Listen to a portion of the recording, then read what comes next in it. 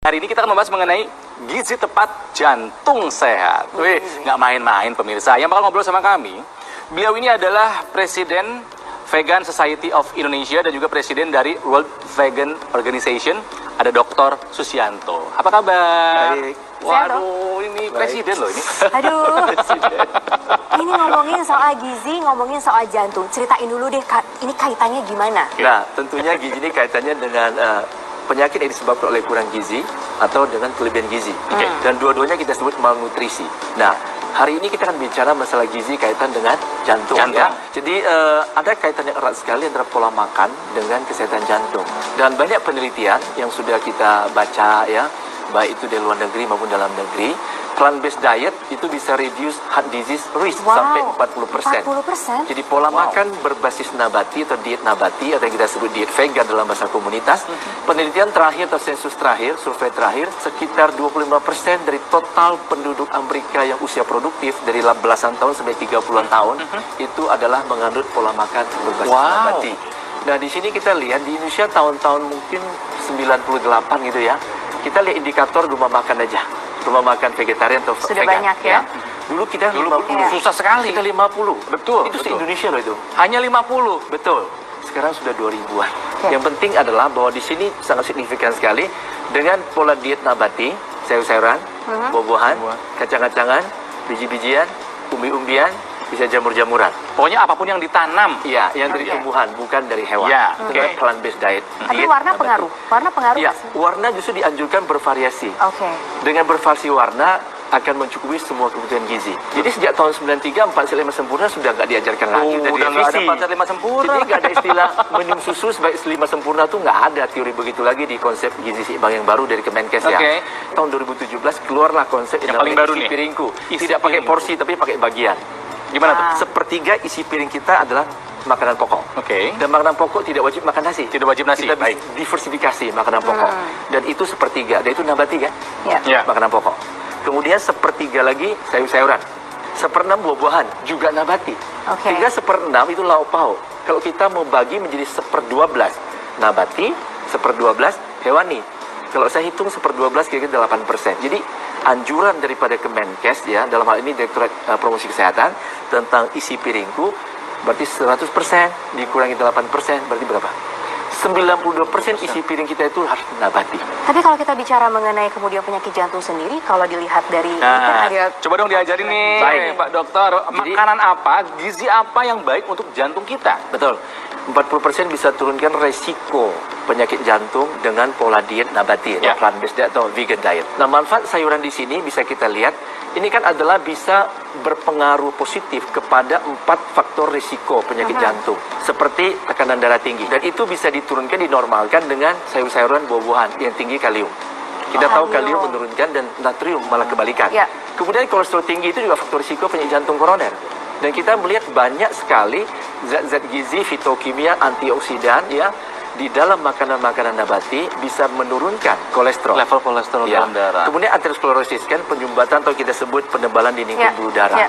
Ini juga bisa dikurangi dan faktor yang sangat penting di dalam makanan nabati itu seperti fiber, serat. Lalu peradangan inflamasi. Ya contoh kayak umumnya kita punya kolesterol, apalagi kolesterol jahat ya LDL yang kita sebut. Itu kan bisa dioksidasi, yang kita sebut oxidative stress.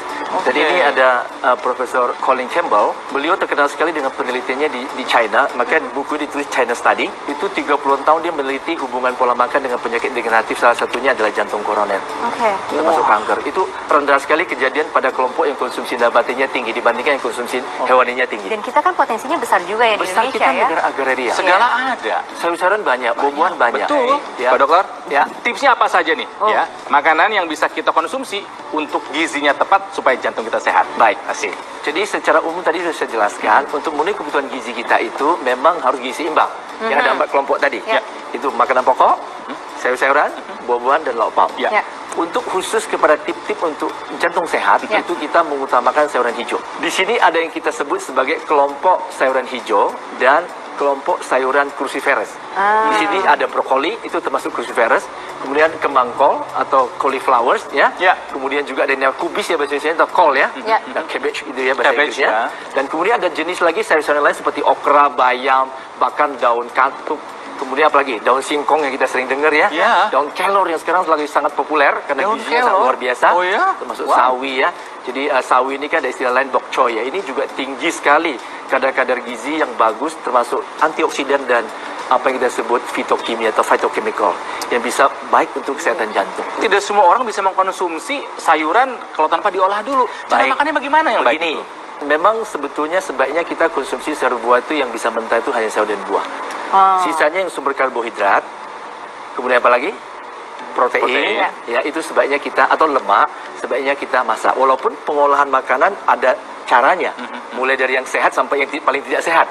Contohnya dibakar ya, barbecue, itu banyak menimbulkan racun-racun baru gitu ya. Ya. Kemudian mungkin tetap lebih sehat ya, mungkin dengan tumis atau bahkan dengan rebus atau dengan kukus gitu. Kukus. Nah, jadi yang begitu kita harapkan dengan, karena itu akan membantu pencernaan gitu loh. Tapi untuk sayur buah yang tinggi mineral dan vitamin ini boleh dimakan mentah. Istilah kita lalapan. Lalapan. Ah. Udah Salad, terbiasa. salad, ya. Coba pemirsa dipikirkan kapan terakhir kali Anda mencoba sayuran ini secara mentah. Bagus itu buat kesehatan ternyata. Tapi kan tadi Pak Susianto juga bilang bahwa selain sayur juga buah. Nah, kalau buahnya apa Kalau nih? buahnya yang Ya. bagus untuk Baik. Jadi sebetulnya buah itu lebih banyak kepada kelompok yang kita sebut buah sitrus. Dan jangan terlalu khawatir dengan masalah manis dari buah.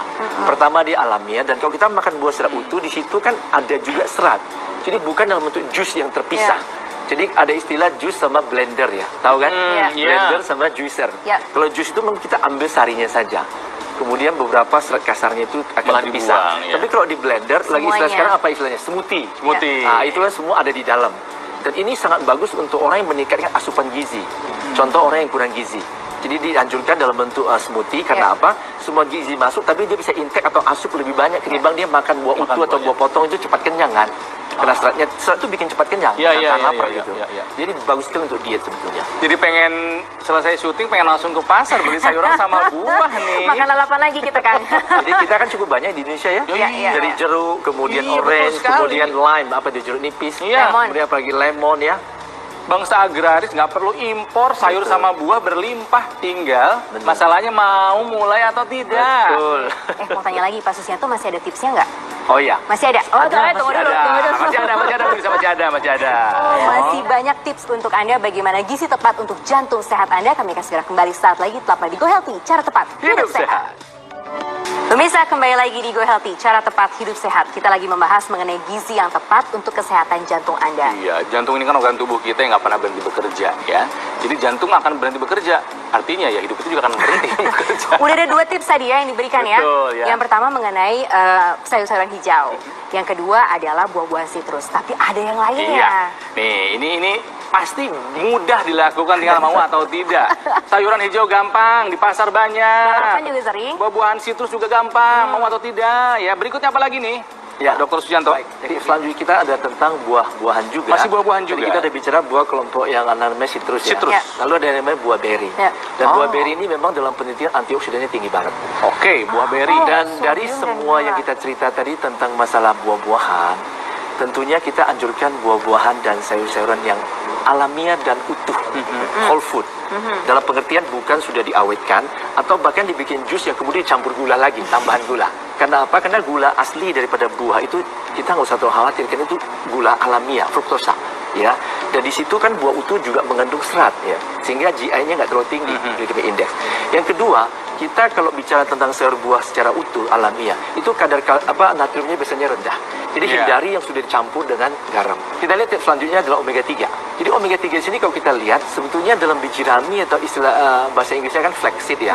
Kemudian ada chia seed. Ini sebetulnya omega 3-nya lebih tinggi daripada ikan itu. Nah, itu Iya. yang kebayang sama saya itu kalau omega 3 itu ikan. Pasti pikirannya ikan. Gitu Jadi loh. banyak orang tidak tahu bahwa ada biji Biji-bijian rami, lebih biji-bijian itu masuk seed ya, biji-bijian. Dan mungkin biji rami ataupun chia seed itu mungkin kita anggap sesuatu yang tidak terlalu umum. Tapi coba lihat yang tengah-tengah, biji Oh, labu. biji labu, Pumpkin seed pernah dengar? Iya, Itu iya, kita iya, bilang iya. kuaci. Itu omega 3 sama omega 6-nya juga bagus sekali rasionya ya. Sekitar 1:3. Ini kan rasio yang bagus di tubuh itu sekitar 1:4 gitu ya untuk diserap. Jadi kalau omega 6 terlalu tinggi, itu juga kurang bagus untuk kesehatan. Jadi rasio yang bagus seperti itu, itu ada di dalam kuaci gitu. Tapi lagi-lagi ini langsung dimakan. Langsung bisa. Kali sesaat lagi. Terima kasih banyak loh ya Dr. Terima Susianto. kasih Dr. Sujanto.